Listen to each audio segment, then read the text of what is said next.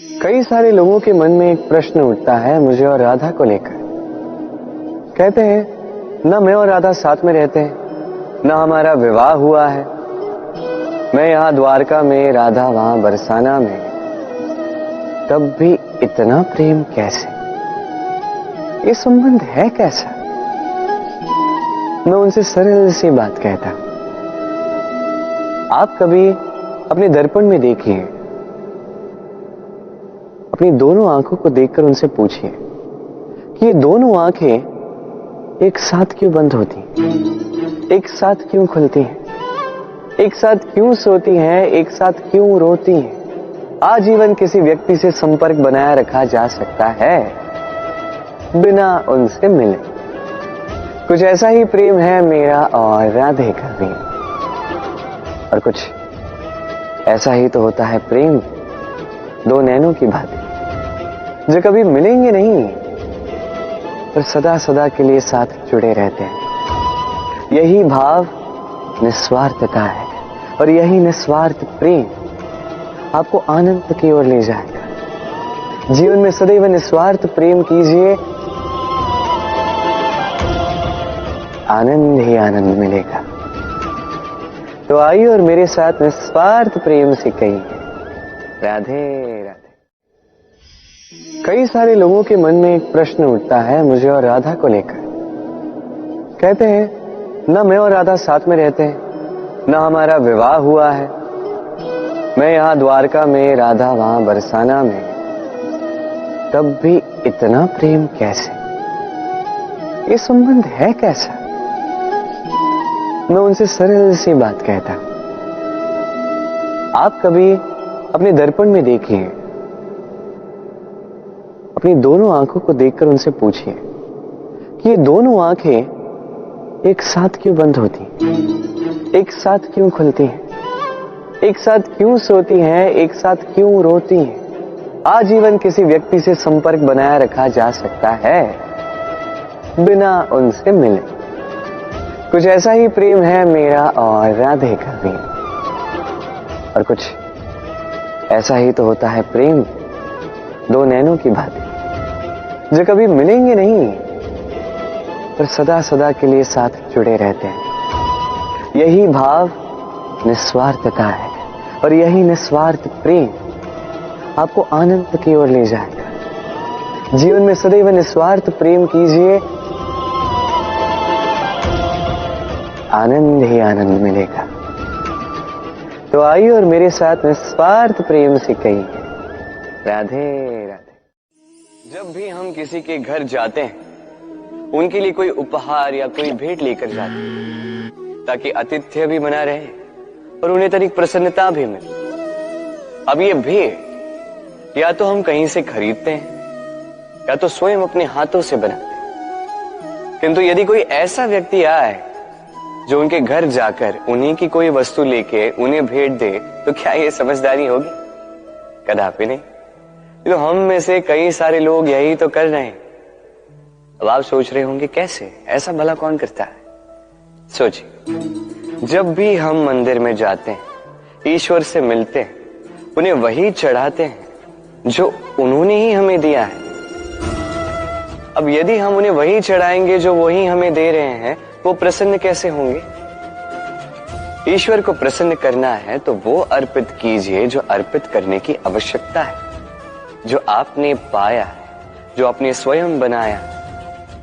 अर्पित कीजिए अपना अहंकार, समर्पित कीजिए अपना अभिमान, त्याग दीजिए अहंकार और अभिमान ईश्वर के समक्ष, और फिर बस विश्वास कीजिए आपके ईश्वर आपको अवश्य मिल जाए। मनुष्य का जीवन है तो इसमें संकट भी आएंगे, विपदाएं भी आएंगी, समस्याएं भी आएंगी। कभी कभी ऐसा समय आता है जब हमें हमारे अपनों से सहायता मांगनी पड़ती है। हम सहायता मांगते हैं, वो सहायता करते भी हैं, संकट से हमें बाहर निकालते भी हैं। किंतु जब ये समय बदल जाता है, सुख का समय जब हमारे जीवन में आता है, तो हम में एक अहंकार सा जाग जाता है कि किस बात का उपकार। उस व्यक्ति ने सहायता की थी तो क्या हुआ, वो तो अपना दायित्व निभा रहा था। उस व्यक्ति ने तब हमें धन दिया था जब आवश्यकता थी, तो हमने वो धन तो लौटा दिया, उपकार किस बात का? ये विचार अनुचित है। यदि कोई व्यक्ति आपकी तब सहायता करता है जब कोई नहीं कर रहा, जब आपको सबसे अधिक आवश्यकता है, तो वो सहायता अमूल्य है और वो उपकार ही है। यदि कोई उपकार करता है तो मृदुल मन से, प्रेम से आजीवन उसके उपकार के प्रति कृतज्ञ रहें। क्योंकि संसार में सत्य कहूं तो उपकार करने वाले व्यक्ति बहुत ही कम हैं और उपकार का स्मरण रखने वाले कृतज्ञ जन और भी कम।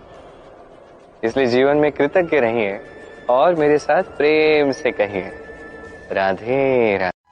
ग्रंथों में लिखा गया है कि यदि मनुष्य मौन रहना सीख ले तो उसकी अधिकांश समस्याएं स्वयं ही समाप्त हो जाती हैं। और सत्य में मौन में बड़ी शक्ति होती है, बड़ा बल होता है, किंतु वो बल किस काम का जो समय आने पर आपके काम ही ना है। क्या सदा मौन रहना उचित है? नहीं। इतिहास साक्षी है, संसार में अधिक विपदाएं इसलिए आई क्योंकि समय पड़ने पर मनुष्य उसका विरोध नहीं कर पाया, मौन रह गए। यदि मौन रहना शस्त्र है तो उसका सही समय पर उपयोग करना भी आवश्यक है। यदि अकारण मौन रहोगे तो बुरे तत्व उसे सहमति समझ लेते, फिर धीरे धीरे वो आपका स्वभाव बन जाता है, आपका अभ्यास हो जाता है और फिर आपका व्यक्तित्व एक साधारण से पाषाण के भांति बन जाता है। अपनी वाणी का आवश्यकता पड़ने पर सदुपयोग कीजिए। वाणी को कब वश में रखना है और कब मौन नहीं रहना है, इससे भी अधिक महत्वपूर्ण है ये समझना कि उसे कब तोड़ना है। राधे राधे। और मनुष्य अच्छे कर्म भी करता है, बुरे कर्म भी करता है। जब अच्छे कर्म करता है तो उसको प्रशंसा मिलती है, जब बुरे कर्म करता है तो उसकी निंदा होती है, कभी अपमान भी होता है। यदि कोई अच्छा कर्म करे तो उसकी प्रशंसा कीजिए, ढेर सारी प्रशंसा कीजिए, अत्याधिक प्रशंसा कीजिए। किसी की प्रशंसा करने से आपको कोई हानि नहीं होगी, किंतु यदि कोई व्यक्ति कोई बुरा कर्म करता है, उससे कोई भूल हो जाती है और यदि आप उसका अपमान करते हैं, उसकी निंदा करते हैं, तो एक बात स्मरण रखिएगा, वो व्यक्ति इस ऋण को भूलेगा नहीं, अपितु तो उचित समय आने पर अपने स्वभाव अनुसार वो ये ऋण चुकाएगा। आइए और मेरे साथ प्रेम से कहिए, राधे राधे। वो व्यक्ति सबसे ऊंची पदवी पाता है जो अपने भीतर की कमियां समझता है, अपने दोष समझता है, उनसे लड़ता है और उन पर विजय प्राप्त करता है। जो व्यक्ति ये सीख ले, जो व्यक्ति इस पर विजय प्राप्त कर ले, वही सबसे अधिक शक्तिशाली, सबसे अधिक वीर, सबसे अधिक पराक्रमी कहलाता है।